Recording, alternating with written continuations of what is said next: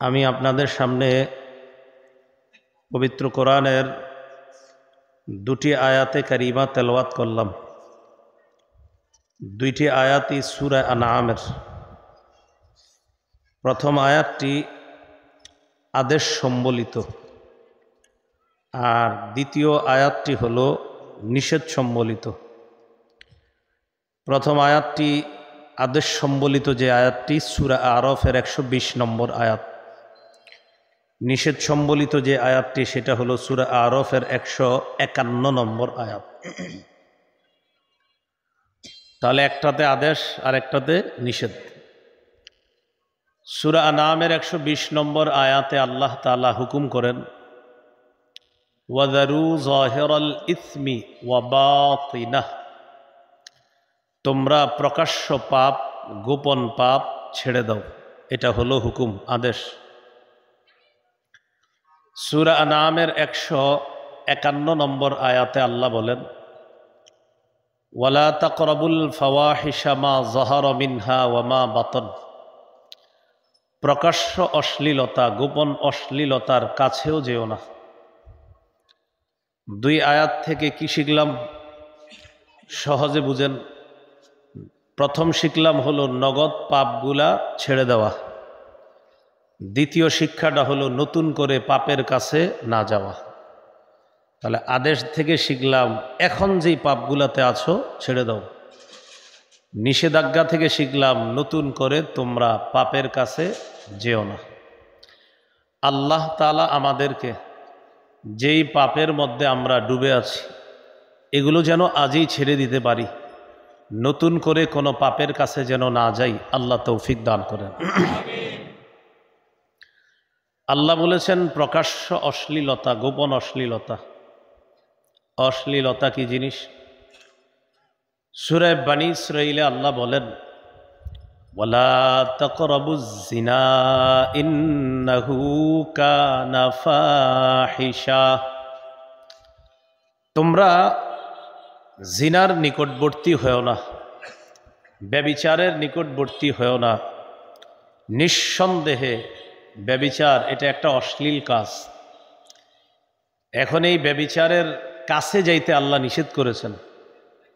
ব্যভিচারের উপকরণ আমাদের পকেটে পকেটে আছে। সহিহ বুখারীর বর্ণনা 6612 নম্বর হাদিস।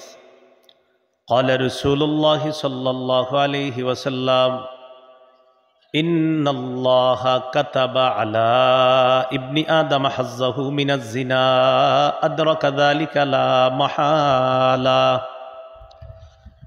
রাসূলুল্লাহ সাল্লাল্লাহু আলাইহি ওয়াসাল্লাম বলেন, নিশ্চয়ই আল্লাহ তাআলা আদম সন্তানকে জিনার পরীক্ষা দিয়ে পরীক্ষা করেন।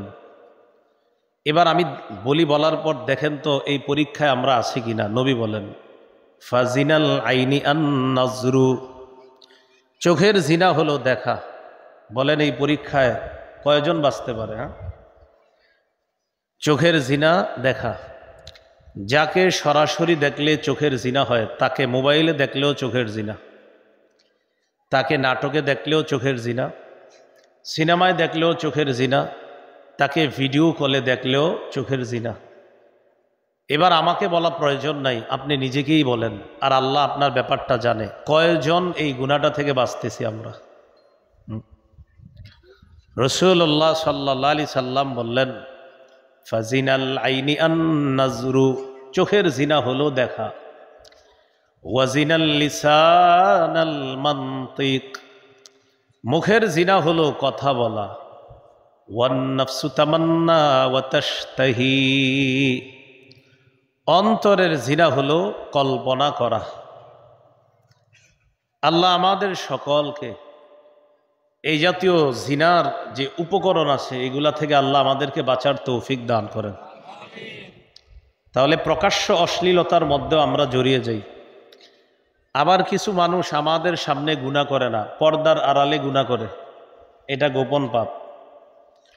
রাসূলুল্লাহ সাল্লাল্লাহু আলাইহি ওয়াসাল্লাম বলেন, লা আ'লামান্না আকওয়ামান মিন উম্মতি, ইয়াতুনা ইয়াউমাল কিয়ামাতি বিহাসানাতিন আমসালি জিবালি তিহামাতা বাইদা ফায়াজআলুহা আল্লাহু হাবাআম মানসুরা। আমি আমার উম্মতের এমন কাউকে চিনি, এমন একদল মানুষকে চিনি যারা কিয়ামতের ময়দানে তিহামার সাদা পাহাড়ের মতো বিশাল বড় নেকির পাহাড় নিয়ে উপস্থিত হবে কিয়ামতের মাঠে। আল্লাহ তাআলা তাদের এই পাহাড়ের মতো নেকির আমল বিক্ষিপ্ত ধূলিকণার মতো বানায়া দিবে, সবগুলারে নাই করে দিবে। সাহাবায়ে কেরাম জিজ্ঞাসা করলেন, সিফহুম লানা ইয়া রাসূলুল্লাহ, হুজুর তারা কারা যাদের আমলকে আল্লাহ বিক্ষিপ্ত ধূলিকণার মতো বানিয়ে দিবেন? ফাকালা রাসূলুল্লাহ সাল্লাল্লাহু আলাইহি ওয়াসাল্লাম, ইন্নাহুম ইখওয়ানুকুম ওয়া মিন জালদাতিকুম, তারা তোমাদের ভাই, তোমাদের চামড়ার মতো তাদের চামড়া। ইয়াখুজুনা বিল্লাইলি কামা তাখুজুনা, তোমরা যেমন রাতে তাহাজ্জুদ পড়ো তারাও রাতে তাহাজ্জুদ পড়ে, তবে হাত্তা ইদা খালাউ বিমাহারিমিল্লাহ ইনতাহাকুহা, যখন তারা নির্জনে যায় তখন তারা হারামের মধ্যে লিপ্ত হয়ে যায়।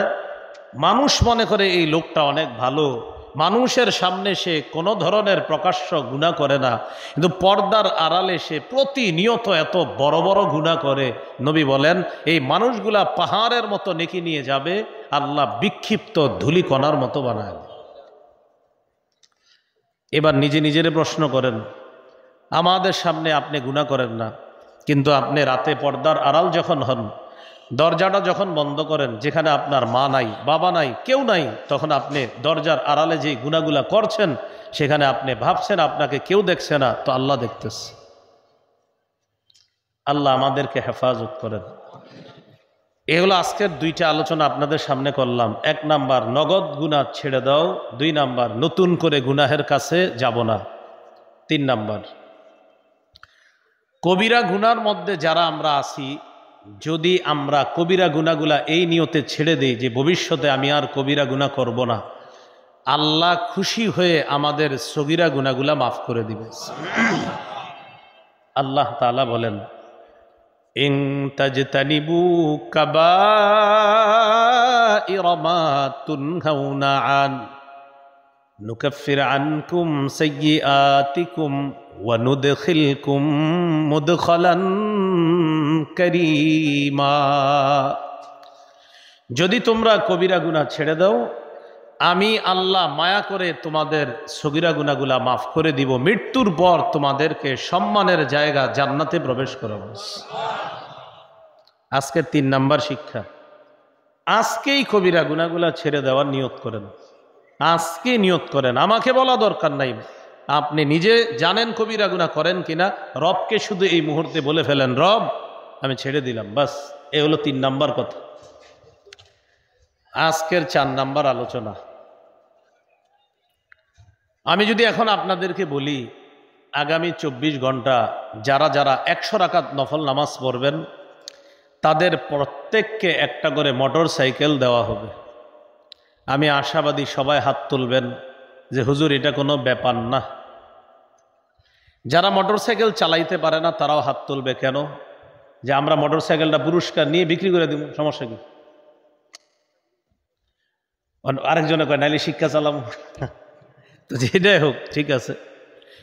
তো আমি বুঝাইতে চাইলাম এই কথা বললে সবাই হাত তুলবে, এটা কোনো ব্যাপার না। 24 ঘন্টায় 100 রাকাত নফল নামাজ, একটা মোটর সাইকেল, এটা ইনশাল্লাহ আমরা পারবো। সাথে সাথে যদি বলি আগামী 24 ঘন্টায় একটা গুনাহও কেউ করতে পারবেন না, তখন অনেকগুলা হাত উঠতে গিয়ে উঠবে না। কেন উঠবে না? হাতগুলা ওঠার সময় মনে পড়বে আমি না সুদ খাই, হাত উঠার সময় মনে পড়বে আমি না ঘুষের কারবারে জড়িয়ে আছি, হাত উঠানোর সময় মনে পড়বে আগামীকালই তো একজনের জমি বিক্রি টিক্রি কইরা দিয়া কিছু টাকা মারার নিয়ত আছে। হাত উঠানোর সময় আপনার হাজারো অপরাধের কথা মাথায় এসে পড়ছে, তখন আপনি টেনশনে পড়ে গেছেন। না, 24 ঘন্টা গুনাহমুক্ত থাকার নিয়ত করা যাবে না। কি শিখলাম? মানুষ নফল ইবাদত করতে চ্যালেঞ্জ গ্রহণ করে, কিন্তু গুনাহ ছাড়ার জন্য চ্যালেঞ্জ গ্রহণ করতে এতটা সহজ না। আমাদের দুইজনের দিকে তাকান, এই মানুষটা নফল ইবাদত কম করে কিন্তু গুনাহ করে না, এই মানুষটা নফল ইবাদত কম করে কিন্তু গুনাহ করে না। আমি প্রচুর নফল ইবাদত করি কিন্তু গুনাহও করি। আল্লাহ রসুল বলেন এই ব্যক্তি আল্লাহর কাছে শ্রেষ্ঠ আবেদ হিসাবে গণ্য হয়ে গেছে। একজনে নফল ইবাদত কম করে কিন্তু গুনাহ করে না, নাফরমানি করে না, নবী বলেন সে আল্লাহর কাছে শ্রেষ্ঠ আবেদ। কেন? কারণ সে নাফরমানি করে না। কারণ নফল ইবাদত করা যতটা সহজ তার চেয়ে বেশি কঠিন গুনাহ ছাড়া। তাহলে আজকের 4 নাম্বার আলোচনা সেটা কি বলেন? আমার